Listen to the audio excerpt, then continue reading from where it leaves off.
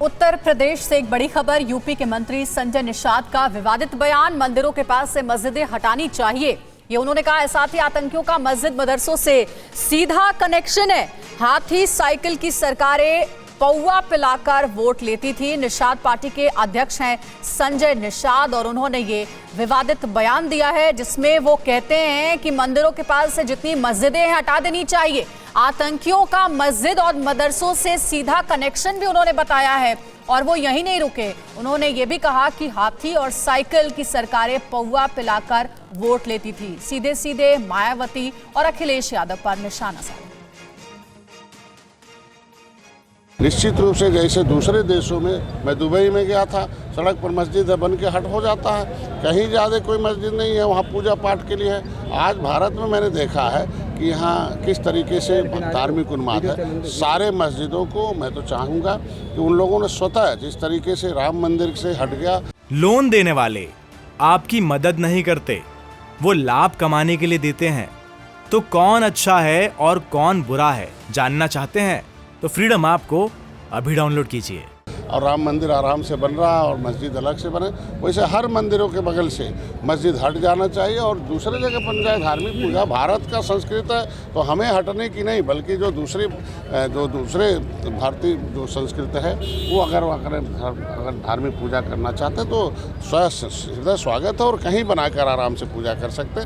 लेकिन उन्माद फैलाकर आपस में कटुता पैदा करके इस देश को कहाँ पिछाड़ दिया। इन्हीं लोगों की देन है कि जो आपस में लड़ा के आज तो भारतीय जनता पार्टी को धन्यवाद दूंगा कि धारा 370 खत्म करते ही देखो दंगा खत्म हो गया।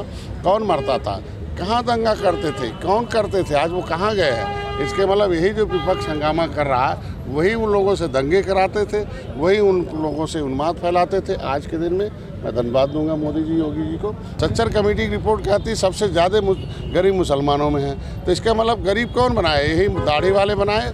हाथी साइकिल की सरकार बनाकर गरीबी बढ़ाए हैं। आज उनको अनाज मोदी जी दे रहे हैं, योगी जी दे रहे हैं, मकान योगी जी मोदी जी दे रहे हैं, दवाई वो करा रहे हैं। गरीबी इन मुल्लाओं ने बढ़ाया है और हमें उन्हें जिलाना खिलाना पड़ रहा है। तो आज के दिन में मुसलमान भी पहचान लिया है कि कौन हमारा दोस्त है, कौन दुश्मन है।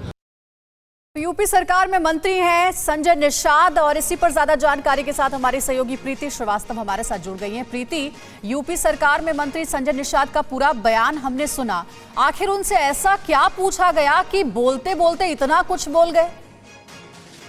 बिल्कुल अंजलि, आप ठीक कह रही है, क्योंकि जिस तरीके से संजय निषाद का ये विवादित बयान आया है वो ये इस तरीके के जो बयान है वो अक्सर संजय निषाद के मुंह से सुने जा सकते हैं। इससे पहले भी उन्होंने इस तरीके के बयान दिए थे और कल जो उन्होंने कहा कि सभी मंदिरों के बगल से जो मस्जिदें हैं उनको हटा लेनी चाहिए। और एक जो बड़ी बात उन्होंने कही कि मदरसों से आतंकी और अपराधियों के लिंक मिलते हैं।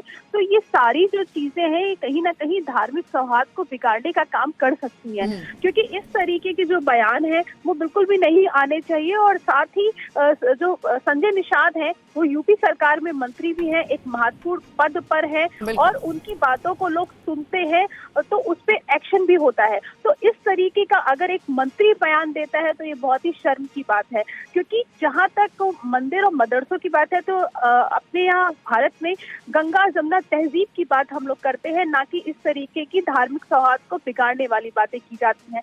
और साथ ही जहाँ तक ये है कि संजय निषाद से ऐसा क्या पूछा गया, तो संजय निषाद से जो सवाल पत्रकार कर रहे थे वो मदरसों के सर्वे पे सवाल कर रहे थे कि मदरसों का सर्वे हो रहा है, आप किस तरीके से इसको देखते हैं। उस पे संजय निषाद ने ये टिप्पणी की और ये विवादित बयान दिया। उन्होंने कहा कि मदरसों का सर्वे हो रहा है तो इसमें दिक्कत वाली क्या बात है, मदरसों का सर्वे होना चाहिए, सही ढंग से मदरसे चले जिससे कि पढ़ाई, जो बच्चों की पढ़ाई है उसको अच्छी एजुकेशन मिले। लेकिन साथ में जो उन्होंने, ठीक है प्रीति, हमारे साथ आप जुड़े रहिएगा। एक बार फिर से जरा सुन लेते हैं यूपी सरकार में मंत्री संजय निषाद ने आखिर क्या कहा है मदरसों के सर्वे को लेकर।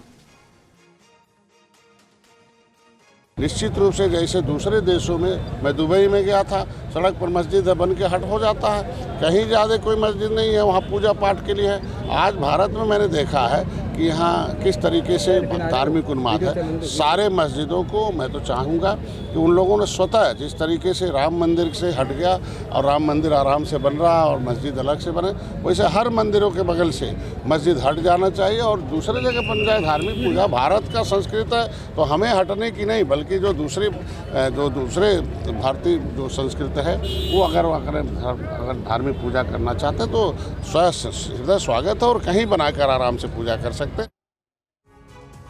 लोन देने वाले आपकी मदद नहीं करते, वो लाभ कमाने के लिए देते हैं। तो कौन अच्छा है और कौन बुरा है जानना चाहते हैं तो फ्रीडम ऐप को अभी डाउनलोड कीजिए।